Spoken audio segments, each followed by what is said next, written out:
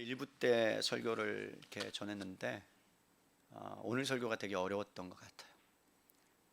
그래서 여러분들에게 미리 말씀드립니다. 천천히 잘 따라오시면 그 안에 깨닫는 은혜를 하나님께서 허락해 주실 줄로 믿습니다. 여러분, 하나님을 믿는다는 것은요, 증명해내는 문제는 아닙니다.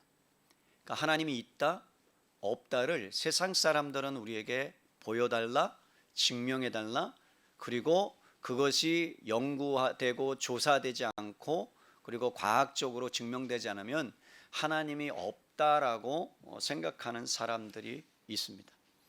성경은 창세기 1장 1절부터 선언하고 있고 선포하고 있지, 하나님이 계시다는 것, 하나님이 존재한다는 것을 증명해내지 않습니다. 우리는 이것을 믿음이다라고 표현을 하는 거예요. 그러니까 믿는다는 것은 뭐냐면 어떤 증거가 요구되지 않는다라는 거죠. 제가 왜 이 말씀을 드리냐면 중고등부 수련회가 며칠 전에 있었잖아요. 그러니까 청소년 아이들하고 이야기를 해보고 대화를 하고 제가 어떤 친구들을 만나서 대화해 보면 이 친구들이 갖는 여러 가지 의문들이 있습니다. 기독교 아이예요. 모태신앙이에요. 그리고 엄마 아빠를 따라서 신앙생활을 잘 하고 있었어요. 그런데 아이들이 학교에서 진화론을 배우고 다른 종교에 대해서 배우고 요즘은 유튜브가 너무나도 잘 돼 있어서 인터넷으로 들어가서 기독교가 무엇이냐라고 치면 기독교에 관련된 수많은 이론과 수많은 이야기들이 펼쳐져 있습니다. 그런데 아이러니하게도 그 안에는 잘못된 생각과 잘못된 사상과 잘못된 이론들이 너무나 많이 있기 때문에 아이들이 분별력을 가지지 않으면 혼란하게 되고 그리고 믿음에 대해서 의심하게 되고 의문을 갖게 되는 일들이 여러분 많아진다는 거예요. 그것이 잘못됐다라고 말할 수는 없어요. 아이들이 머리가 커져가고 중학생이 되기 시작하면 논리적인 사람이 돼요. 그래서 성경을 읽다 보면 막히는 것이 있어요. 그러니까 여러분이 성경을 창세기 1장부터 읽기 시작하면 1장부터 15절, 16절, 17절까지 읽다가 여러분 안에 막혀야 되는 게 정상이에요. 질문을 던지고 왜 이렇게 됐지라고 질문을 던져야 되는데 우리는 그것에 대해서 한 번도 질문을 던져본 적이 없고 그냥 그대로 맞겠거니 하고 맞아요. 제가 또 성경이 틀리다는 거 아니에요. 또 여기서 잘못 말하면 안 되니까 성경이 옳습니다. 그런데 성경을 우리는 첫날부터 둘째 날, 셋째 날, 넷째 날, 다섯째 날, 여섯째 날을 하루 해서 6일 동안 창조되었다는 것을 지금까지 우리는 전통적으로 믿었고 받아들였어요. 그죠? 아닌 것 같군요. 그랬어요. 그런데 여러분, 그러한 이론이 있는 반면에 창세기 1장 첫 번째와 그 다음에 둘째 날과 셋째 날과 여섯째 날, 그래서 1장 1절과 2절 사이에 긴 기간이 있었다라는 여러분 기간 이론, 간극 이론이 성경학자들이 주장하는 이론이 있어서 한 3가지 정도를 주장합니다. 저는 문자적으로 이 말씀을 이해했던 사람 중에 하나예요. 첫째 날, 둘째 날, 셋째 날, 넷째 날, 다섯째 날, 여섯째 날, 그것을 젊은 지구 창조론이라고 합니다. 젊은 지구 창조론은 지구가 6,000년 동안 만들어졌어요. 오늘은 조금 과학적인 얘기를 해서 굉장히 머리가 빨리 돌고 계시는데 괜찮아요. 몰라도 되고요. 그런데 과학자들이 연구해 보니까 여러분 지구는 몇 년이라는 거예요? 우주의 나이가 몰라도 괜찮아요. 제가 가르쳐 드릴게요. 139억 년. 지구의 나이는요 39억 년. 그러면 여러분 성경학자들이 주장하는 젊은 지구로는 6,000년인데 지구의 나이가 과학자들이 연구해 보니까 39억 년이에요. 아이들이 학교 가서 39억 년이라고 배우고 139억 년이라고 우주가 탄생한 것을 배워서 교회 가서 전도사님한테 손을 들고 질문을 하죠. 뭐라고 질문해요? 지구는 며칠 동안 창조됐습니까? 그러면 우리는 뭐라고 대답하죠? 대답해 보세요. 6일 동안. 그리고 지구의 나이가 몇 살이에요? 그러면 뭐라고 얘기하죠? 6,000년이라고 이야기하죠. 그렇죠? 그럼 아이들이 혼동이 생기기 시작하죠.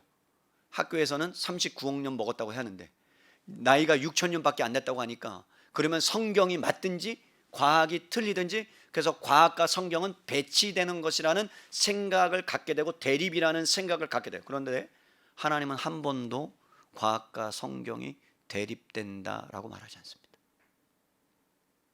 그럼 지구의 나이가 얼마일까? 제가 그걸 말씀드리고 싶은 건 아니에요.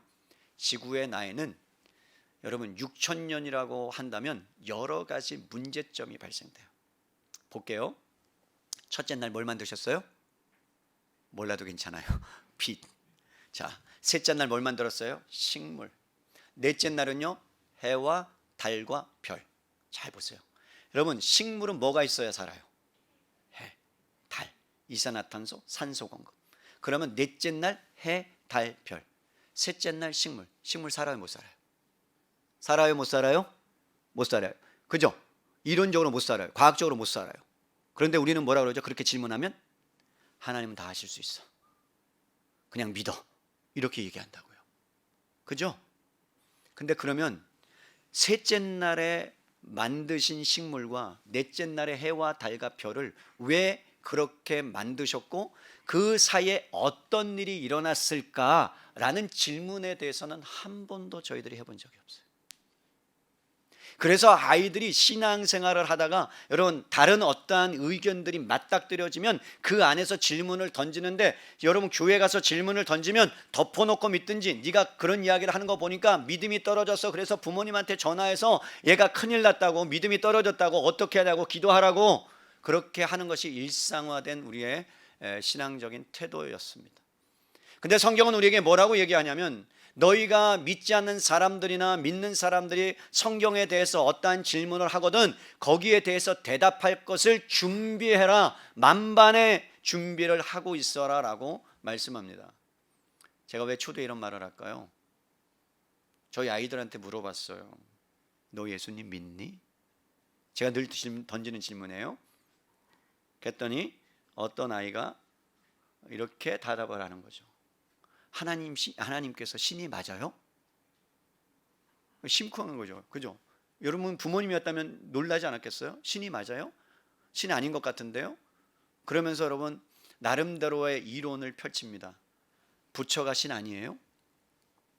아 그렇구나. 그럼 여러분 그렇게 대답해 줘야죠. 그렇구나. 너는 그렇게 생각하는 거야. 그래야 되는데 너 미쳤구나. 드디어 네 인생이 타락했구나. 이러면요 대화가 안 됩니다. 그래서 제가 물어봤어요. 너는 왜 부처가 신이라고 생각하니? 그랬더니 다른 사람들이 그렇게 생각하기 때문이다. 그냥 받아들인 거잖아요. 그래서 그것에 대해서 제가 이야기했어요. 그러면 신이라면 적어도 죽지는 않아야 되지 않겠니? 신이라면 자기가 신이라는 말을 했어야 되지 않겠니? 근데 부처는 한 번도 자기가 신이라고 한 적이 있다고요? 없다고요? 없다고요. 불경 안 읽어보셨군요. 네, 읽어보세요. 괜히 또 거기 읽고 또 뭐 은혜 받았다 하지 마시고 여러분 한 번도 자기가 신이라고 한 적이 없어요. 제자들이 그를 신으로 추앙한 것뿐이에요. 그러면서 논리적으로 펼쳐나갔어요. 그러면서 또 이런 얘기예요. 하나님이 안 보이잖아요. 그래서 믿을 수 없어요. 그런 거. 그럼 아이들의 입장에서는 당연한 거 아닙니까? 그래서 제가 그런 얘기했어요. 그래, 넌 그렇게 생각하는구나. 그러면 누구야? 바람이 보이니? 너 바람이 보여? 아니요? 근데 넌 왜 믿어? 그 이상하잖아. 하나님이 안 보이는데 어떤 사람은 믿는다면 그러면 존재할 수 있는 가능성이 있는 거잖아. 그지? 그랬더니 그렇다고 꺼덕이는 거죠. 아이가. 그러면서 여러분 그 아이와 한 20-30분 동안 대화를 하면서 그 아이의 신앙을 교정하고 수정하고 그래서 그 아이가 하나님에 대한 바른 생각들을 가질 수 있도록 여러분 이야기를 나눴어요. 사랑하는 성도 여러분, 왜 아이가 그러한 의문을 품을까? 그러한 여러분 의심을 품을까? 그것들의 밑바닥 안에는요 계몽주의라는 어떠한 거대한 사상이 우리 안에 우리 생활에 우리의 생각에 많은 영향력을 끼쳤기 때문에 그렇습니다. 계명주의가 나쁘다 좋다라고 말씀드리는 게 아니에요. 인간은 생각하는 사람이에요. 그런데 어느 순간에 이성이 모든 것들의 여러분 검증의 대상이 됐고 이성이 생각이 맞다고 하면 그것이 맞다라는 주장을 펼치는 거예요. 대표적인 인물이 확실하게 검토해 보지 않으면 어떤 것도 받아들이지 말라는 데카르트의 사상의 영향을 많이 받았습니다. 그러니까 여러분, 어떤 것에 대해서 확실하게 검토되지 않으면 받아들이지 말아라. 이것이 컵이라고 우리는 생각해. 맞죠? 맞아요. 컵이에요? 5강이에요? 컵이에요. 그러면 여러분, 이것이 진짜 컵인지 아닌지에 대해서 의심해 보라는 거예요. 그리고 그것이 맞는지 검증해 보라는 거예요. 그것이 맞다면 이것이 컵인 것으로 받아들이라는 거예요. 이것이 일반적인 사고의 형태예요. 그런데 성경은 창세기 1장 1절에 뭐라고 말씀하고 있냐면, 하나님에 대해서 돋보기로 조사해보고, 여러분 안경으로 조사해보고, 서술해서 적어봐서 검토해서 하나님이 계시냐 안 계시냐 존재를 너희가 검토해보고 확실하면 있다라고 하는 것이 세상의 방식이라면, 하나님은 뭐라고요?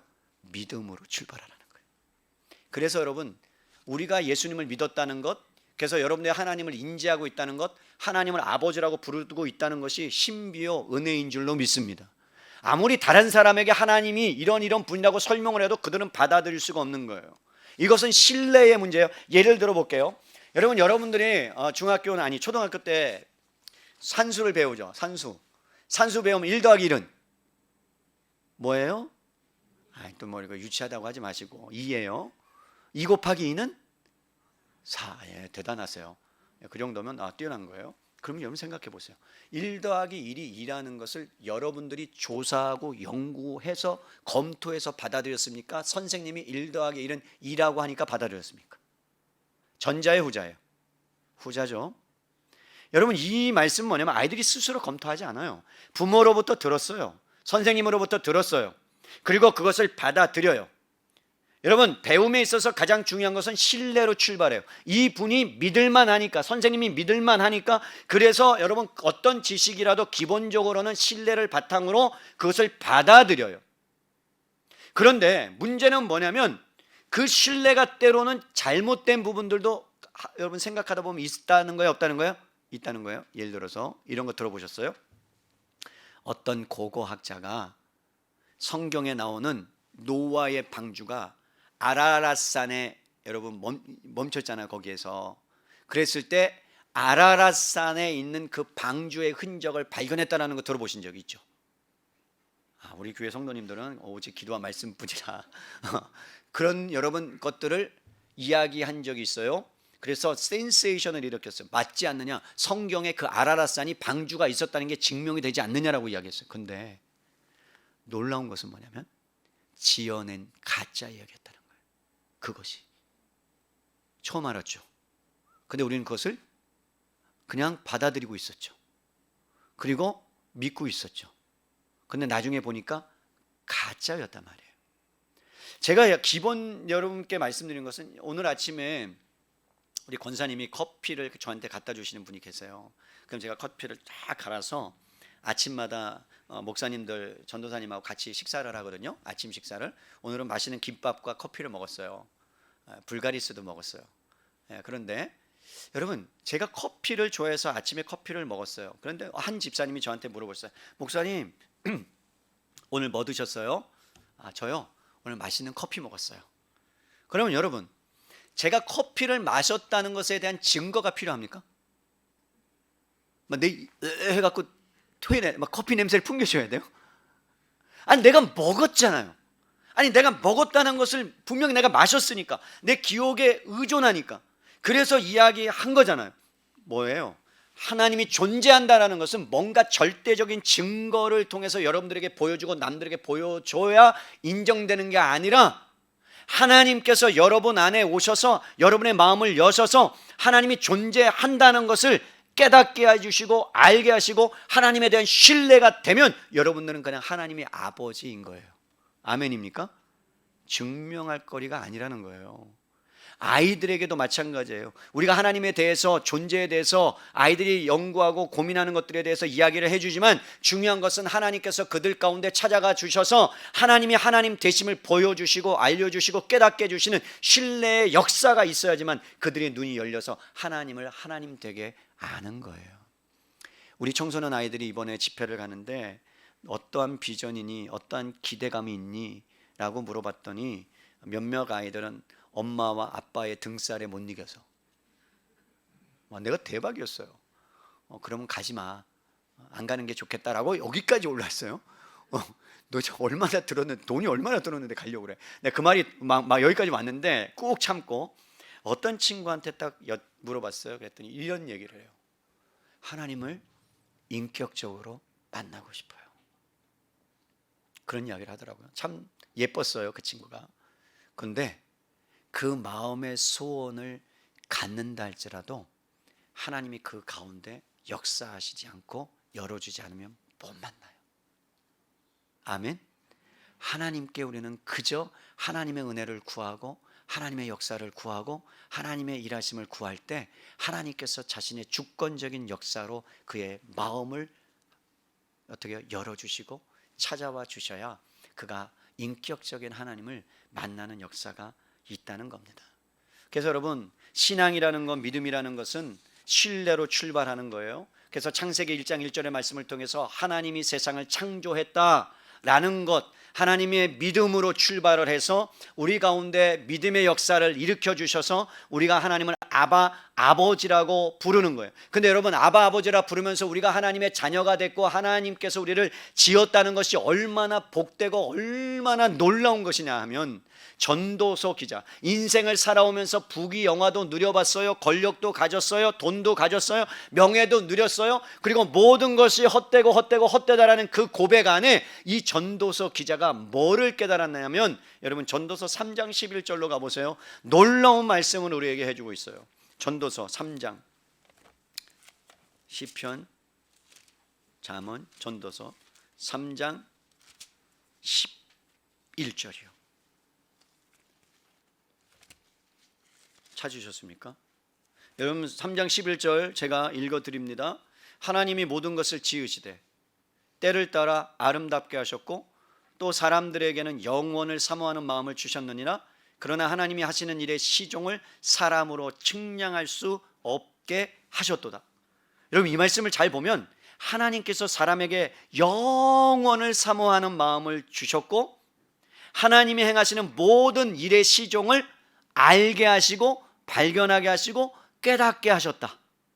그러니까 우리가 살아가는 우리 눈앞에 펼쳐지는 어떤 사건, 우리 앞에 떨어지는 어떤 구체적인 상황들, 그 시작과 마침과 그 완성의 끝이 영원의 시각, 하나님의 시각에서 이것을 해석할 수 있도록 사람 안에 영원한 마음을 주셔서 보게 하셨다는 것이 하나님께서 우리를 창조하신 이유요 목적인데, 문제는 뭐냐면 사람들이 뭐라고요? 그것을 알 수 없게 되었다는 거예요. 여러분, 우리는, 인간은 본능이 있는데 어떤 본능이 있느냐? 여러분 영원한 삶이 있는가에 대한 본능이 우리 안에 있어요. 기본적으로 영원토록 살고 싶은, 그래서 여러분 오래 살고 싶죠? 아멘? 아닌 것 같아. 애들이 속속해서 아닌 것 같아. 오래 살고 싶은 게 사람 마음 아니에요. 건강하게 살고 싶은 게 사람 마음 아니에요. 그래서 여러분 사람은 기본적으로 오래 살고 싶어서 불로초 산삼을 먹는 거 아니에요. 그렇죠? 저는 산삼 3뿌리 먹었어요. 누가 주셔서. 부럽죠? 근데 왜 건강하지 않은 거예요? 그거 모두 소용없어. 주님의 은혜가 아니면 살 수 없어요.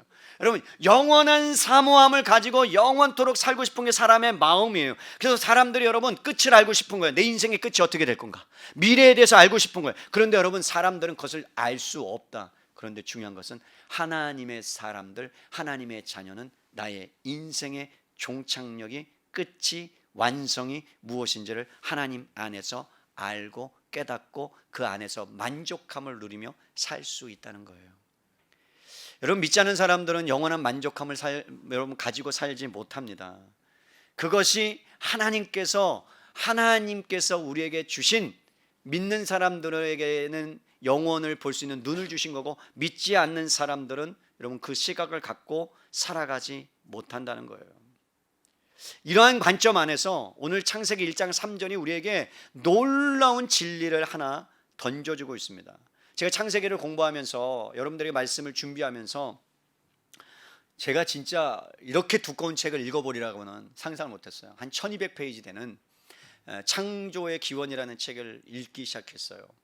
창조가 어떻게 시작됐고 우주가 어떻게 시작됐고 아담과 하와 그리고 어떠한 역사들이 이러는지 신학자들이 과학자들이 쓴 책들을 읽으면서 여러 가지 질문에 대한 의문에 대한 것들이 풀렸어요. 제가 이런 질문이 생겼어요. 창세기를 읽으면서 하나님께서는 왜 우주를 한 번에 단번에 그냥 쫙 펼쳐주지 않고 첫째 날부터 여섯째 날까지 그냥 쫙 있어 딱 그래고 쫙 펼쳐지지 않고 첫째 날, 둘째 날, 셋째 날, 넷째 날, 다섯째 날, 여섯째 날 그렇게 만드셨을까? 그게 첫 번째 의문이었고요. 그리고 또 크고 방대한 우주를 왜 만드셨을까? 지구만 딸랑 만들었으면 안 됐을까? 여러분 그렇게 생각해 본 적 없어요? 지구만 딸랑 만들었으면 안 될까? 왜 우주를 2천억 개나 되는 은하계를 만드시고 여러분 거기에 지구라는 별 안에 생명체가 살도록 하셨을까? 그것이 여러분 성경 안에서는 풀리지 않았어요. 그런데 성경을 공부하고 과학을 공부하는 사람들이 이것을 연구하기 시작했는데 거기에 답이 나와 있더라고요. 말씀과 배치되지 아니하는 말씀에 여러분 힘을 싣게 하는 과학적인 것들이 논증들이 있더라고요. 또 하나는 뭐였냐면 하나님이 세상을 말씀으로 창조하셨다고 했는데 이 말씀으로 창조했다는 것이 뭘까? 예전에는 이렇게 이해했어요. 하나님이 이르시되 그러면요 우리처럼 말씀이 선포돼서 이렇게 이르시되 이런 것처럼 죄송합니다. 그렇게 창조한 것 아닌가라는 제가 생각을 가졌는데 그것이 아니었다는 것을 제가 이번에 깨닫고 수정하게 됐어요. 또 하나는 하나님이 제일 먼저 창조하신 게 뭐였어요? 빛. 왜 빛이었을까? 라고 그런 의문을 갖고 성경을 연구하고 묵상하는데 그거에 대한 해답을 오늘 제가 여러분과 나누기를 원해요. 우리 3절 한번 보시겠습니다. 3절이에요. 한번 읽으실까요? 시작. 하나님이 이르시되 빛이 있으라 하시니 빛이 있었고. 야, 이것만 보면 여기에서 진짜 깊은 어떤 의미의 말씀이 우리가 이해할 수 있을까? 여러분 잘 볼게요. 천지는 무엇으로 창조됐다고요? 하나님의 말씀으로. 여러분 하나님의 말씀으로 창조됐다는 것은 공허하고 혼돈되고 어둠이 깊음 위에 있는 가운데 성령께서 지금 운행하고 있는 상황의 2절이에요. 그죠? 성령께서 지금 준비 작업을 하고 있는 거예요.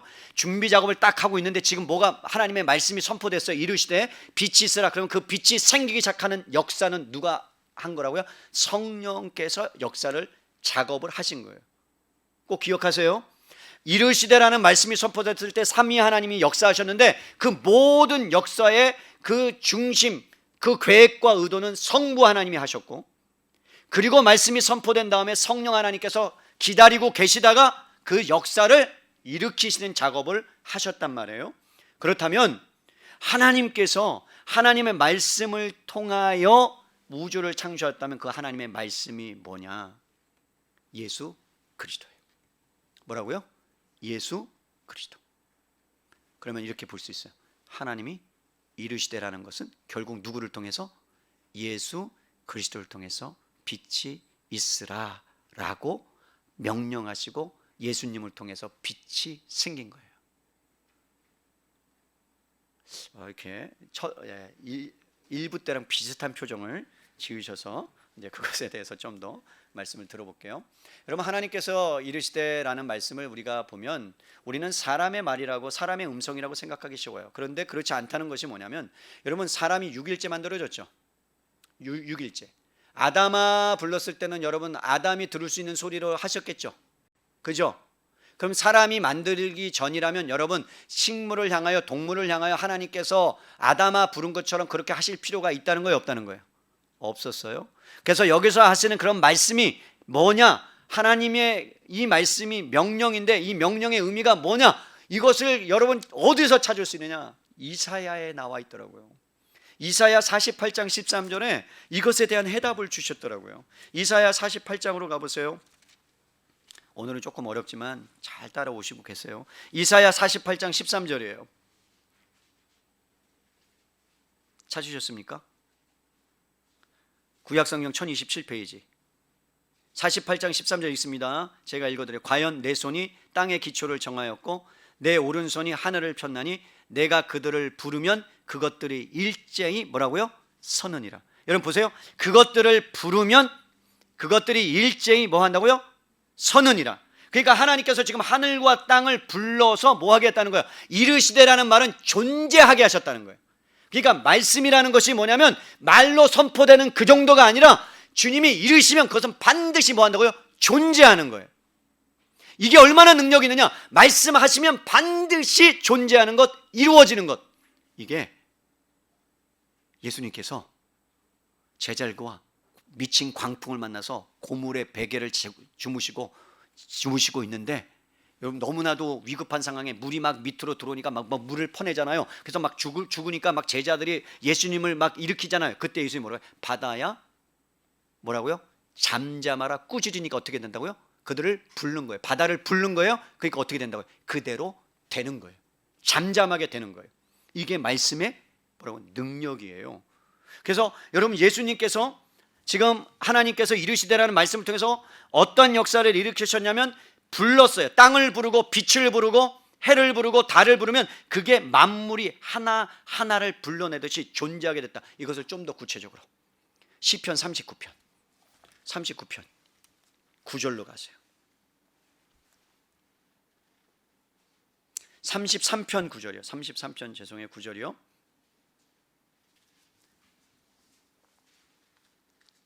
자, 찾았어요? 한번 읽을까요? 시작.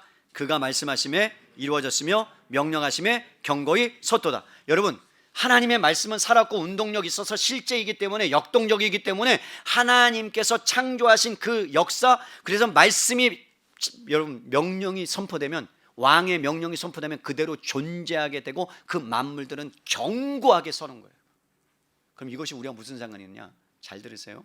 여러분이 하나님의 말씀을 듣고 하나님의 말씀의 역사가 여러분 안에 있으면 여러분은 경건하게 서가야 된다니까요. 아멘입니까? 여러분이 넘어지지 않을 수 있는 이유는 뭐냐면요, 여러분에 있는 인격과 여러분의 성품이 아니에요. 여러분이 넘어질 수 있지 않은 이유는, 온화해지고 관용을 갖고 그 다음에 여러분이 성령의 열매를 맺을 수 있는 유일한 이유는요, 하나님의 말씀이 여러분을 견고하게 서는 역사가 그 안에 있기 때문인 줄로 믿습니다. 그래서 하나님의 말씀이 여러분 이르시게 되면, 말씀이 선포하게 되면, 말씀이 여러분 가운데 역사하게 되면 여러분 견고하게 든든하게 어떠한 것이 와도 무너지지 않아요. 마태복음 7장에 뭐라 그랬어요? 비가 오고 창수가 나도, 그죠? 하나님의 말씀이 그 안에 반석 위에 집을 지은 집은 무너지지 않는다. 견고히 서는 거예요. 사랑하는 성도 여러분, 말씀 안에 여러분이 이 땅을 살아가면서 무너지지 않는 삶, 여러분 어떠한 환난과 풍파의 고통 가운데서도 넘어지지 않고 견고히 서는 삶을 살고 싶은 분들만 아멘. 뭐라고요? 말씀이 여러분 안에 역사하면, 주님이 이르시면, 그러면 그 말씀은 살아서 운동력이 있어서 보이는 것과 보이지 않는 것들을 하나님이 만들어 가시고 역사하시는 은혜가 있단 말입니다. 이것이 어디까지 미치느냐? 들으세요. 목사가 기도 이렇게 안고 손 안고, 우리는 안수를 무지 좋아하는 민족이에요. 한국 사람들 맞죠? 목사가 안수하면 대단한 능력이 나가는 것처럼 저 능력 없어요. 아멘. 더 크게 아멘.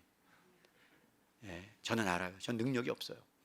근데 제가 안수를 안 해도 주님께서 말씀으로 선포하시고, 그리고 제가 부족하지만 하나님의 말씀을 이렇게 전할 때에 그 말씀의 자체 하나님의 역사가 여러분의 심장과 여러분의 폐부와 여러분의 연약한 것을 만지면요, 회복이 일어나는 거예요. 그게 하나님의 말씀의 능력이에요. 왜? 있으라 있었고 그대로 되니라. 아멘입니까? 그 역사가, 왕의 명령이, 그래서 있으라 하니까 존재하게 되었고 견고하게 되었다라는 말씀.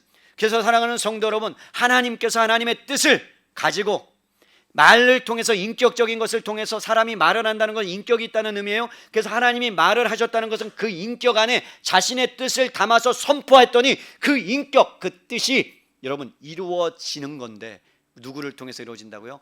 예수 그리스도를 통해서 이루어진다라고 성경은 말씀하고 있습니다. 좀 더 여러분 깊이 있게 볼게요. 하나님이 이르시되 빛이 있으라 하시니 빛이 있었고, 여러분 제일 먼저 성자 예수 그리스도를 통해서 무엇을 창조했다고요? 빛을요. 여러분 예수 그리스도를 통해서 여러분 하나님의 뜻을 드러내셨다고요. 그게 성경에 나중에 나온다고요. 잘 보세요. 하나님의 인격을 창조를 통해서 드러냈는데 하나님의 뜻이 말 안에 담겨져 있는데 그것이 그대로 됐어요. 그런데 그 중간에 누가 역사했다고요? 예수 그리스도께서. 왜? 예수 그리스도께서 뭐라고 했어요?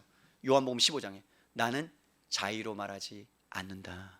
하나님께로부터 온 것만 말한다. 하나님의 뜻을 이 땅에서 이루기 위해서 왔다. 그렇다면 하나님이 이르시되 빛이 있으라 여러분 하시고 빛이 있게 되고 그대로 되는 역사는 결국 뭐 때문에 일어난다고? 예수 그리스도께서 하나님의 뜻을 받아서 이 땅 가운데 만물이 그로 말미암아 지어지는 역사가 일어난 거예요. 거기에 누가 작용했다고요? 성령 하나님께서.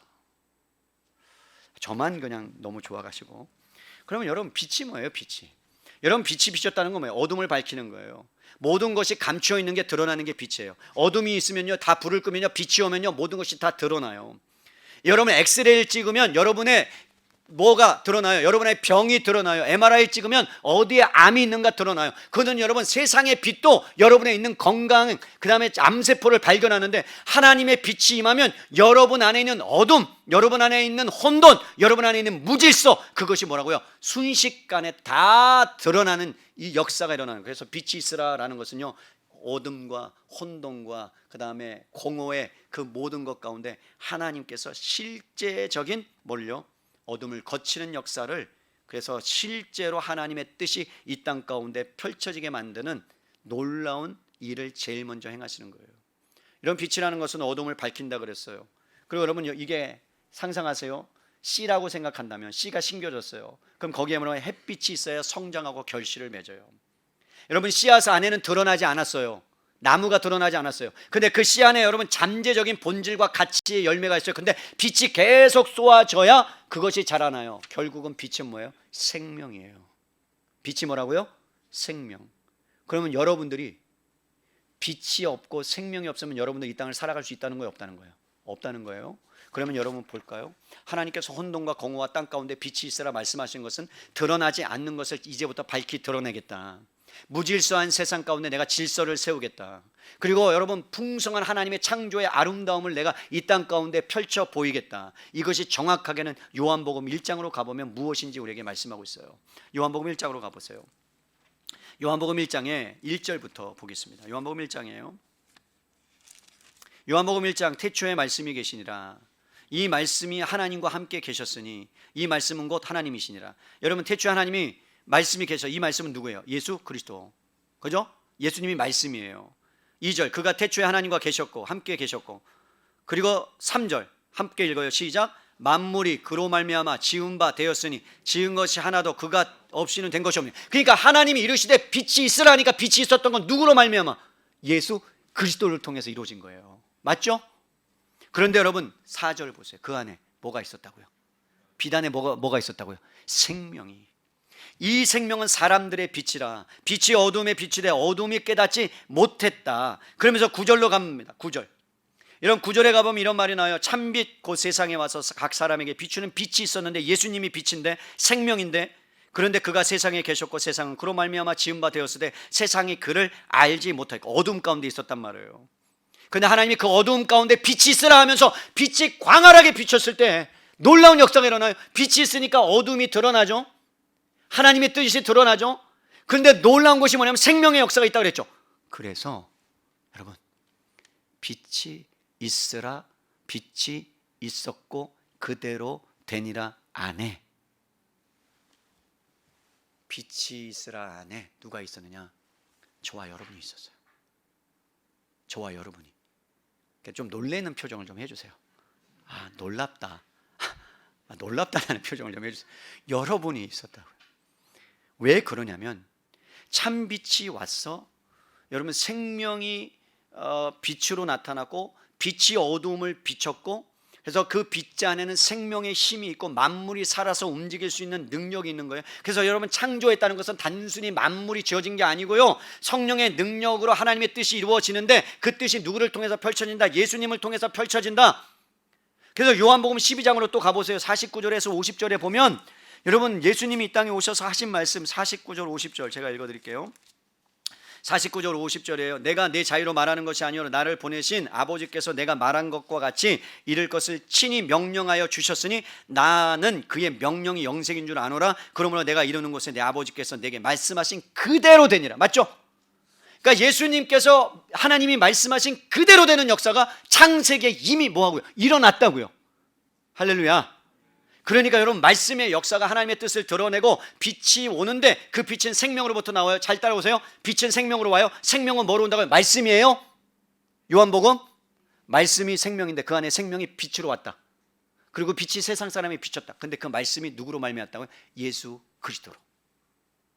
그러면 여러분, 그 빛이 저와 여러분 안에 있죠? 있죠? 그럼 창세기 1장으로 가보세요. 다시 이렇게 읽어줘야 정상이에요.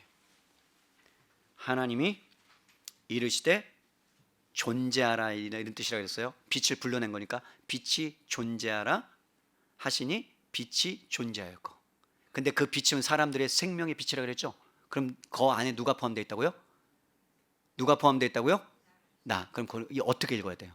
하나님이 이르시되 성로가 존재하라 하시니 성록이 존재하였고. 그러면 창세기 에베소서에 뭐라고 그랬어요? 창세전에 너희를 택하여 불렀다. 그러면 하나님은 이미 뜻이 창세기 전에, 창세전에, 만들기 전에 여러분을 하나님의 자녀로, 생명으로, 빛으로 불러서 이제 창세기 1장 3절에서 여러분들 뭐 했다고요? 빛이 있으라 하실 때 여러분들 존재케 하셨다고요. 여러분의 존재는 엄마 뱃속에서 태어나서 지금 존재하는 게 아니라 이미 그때 그 전에부터 여러분 존재하는 역사가 있었음을 믿기를 바랍니다. 그게 하나님의 말씀의 역사라면, 여러분이 그것을 믿는다면 우리가 살아가는, 우리가 이제 앞으로 하나님이 이 땅에 오시는 그 남은 인생 동안 하나님의 말씀이 여러분을 어떻게 든든하게 서갈지 여러분 얼마나 가슴 뛰지 않아요? 하나님이 우리를 어떻게 사용하시고 어떻게 만들어 가시고 견고하게 만들어 가실지 여러분 가슴 뛰잖아요. 창세기에 그렇게 역사하셨다면 그 역사하시는 하나님이 요한계시록 마지막 때까지 우리를 어떻게 인도하실지 기대가 되지 않습니까? 내가 아멘 할 때까지 합니다. 아멘 할 때까지 해야 돼요. 기대가 되지 않습니까? 저는 그게 막 가슴이 벅차오르더라고요. 이 말씀을 읽는데, 그러면 진짜 우리가 그게 맞느냐, 빛이 맞느냐? 맞아요. 그걸 제가 말씀드릴게요. 고린도 후서 4장 6절로 가보세요. 그게 성경에 나와 있느냐? 아니, 목사님이 너무 임의로 억지로 성도가 있으라 그런 거 아니냐? 아니에요. 고린도 후서 4장 9절에 성경이 말씀하고 있는 거니까요. 9절 볼까요? 4장 6절입니다. 6절 한번 읽을까요? 같이요. 찾으셨어요? 289페이지 시작. 어두운데 빛이 빛이라 말씀하셨던 그 하나님께서 예수 그리스도 얼굴에 있는 하나님의 영광을 아는 빛을 우리 마음에 뭐 했다고요? 비쳤다고요. 맞죠? 우리 안에 이미 비쳤다고요. 그러니까 우리는 존재했다고요. 이미 창세 전에. 그리고 창세 때 우리가 태어난 것이 진짜 우리의 생일은 어쩌면 아니에요. 이미 창세 전에 어느 순간에 하나님 마음속에 저와 여러분이 품 안에 독수리 날개쳐 있는 그 성령님 안에, 그 안에 여러분들 다 품고 있었고, 그래서 하나님이 여러분들을 낳으셨다는 거예요. 언제?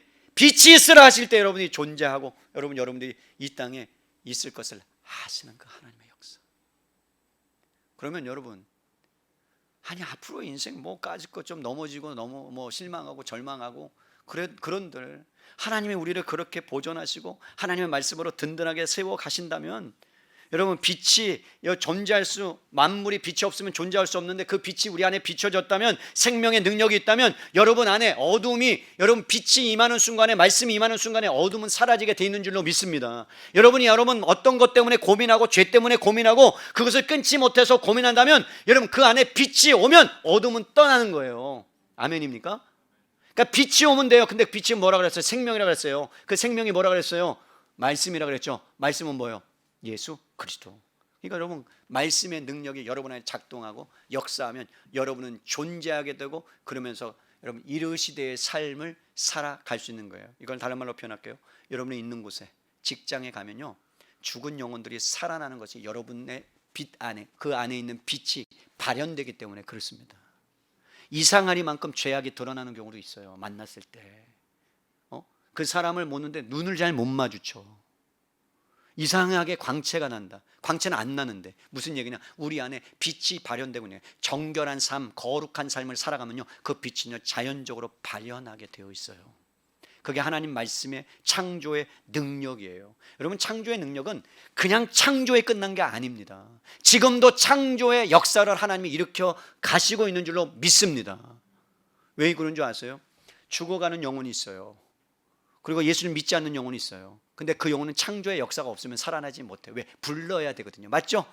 빛이 있으라, 그런 것처럼 누구야 일어나라, 누구야 라고 불러야 그 존재가 불러짐을 받고 하나님 앞에서 뭐 한다고요? 새로워지는 거예요. 그게 창조의 역사예요. 그렇다면 여러분, 지금도 하나님께서는 저의 삶과 여러분의 삶을 통해서 창조의 역사, 생명의 역사를 일으키고 계시는 줄로 믿습니다. 우리는 생명력 있는 삶을 살아갈 수 있는 거예요. 아멘입니까? 그래서 아이들 안에 생명의 능력이, 창조의 능력이, 그 안에 빛의 능력이 이미 다 있어요. 그래서 마태복음에 우리를 뭐라 그래요? 빛이다, 소금이다. 맞죠? 우리가 빛이다. 그래서 여러분, 빛은 어디서든지 그걸 보면 다 보인다. 그래서 여러분, 어두움을 헤매다가도요, 진흙 같은 어두움 가운데도 빛 하나만 딱 있으면 멀리 있어도 그 빛을 보고 따라갈 수 있는 것처럼 그 빛은 예수 그리스도예요. 근데 그 예수 그리스도가 우리 안에 와 있어요. 생명이 와 있어요. 진리가 와 있어요. 빛이 와 있어요. 말씀의 역사가 있어요. 그렇다면 그 사람은 뭐 하지 않는다고요? 견고하게 서게 되는 거지, 넘어져도 다시 견고하게 서는 생명력이 그 안에 있는 거예요. 죽지 않아요. 옆에 분에게 얘기하세요. 다시 일어설 거예요. 이야기하세요. 견고하게 서갈 거예요. 아직은 미천해 보여요. 아직은 부족해 보여요. 그런데 여러분, 그 안에 누구를 보셔야 돼요? 예수 그리스도의 생명의 역사를 보세요. 아직 씨앗이에요. 근데 그것이 열매가 자라서 나무가 되고 나무에 수많은 사람들이, 수많은 새들이 와서 깃드는 그러한 과실과 열매를 맺는 것처럼, 그러한 것들을 하나님은 창세기에 이미 보고 계셨다고요. 그러면서 뭐라고 말씀하세요? 보기시기에 심히 좋았더라. 여러분들을 보고 하시는 말씀이에요. 보시기에 심히 좋았더라. 옆에 분에게 보세요. 보시기에 심히 왼수더라.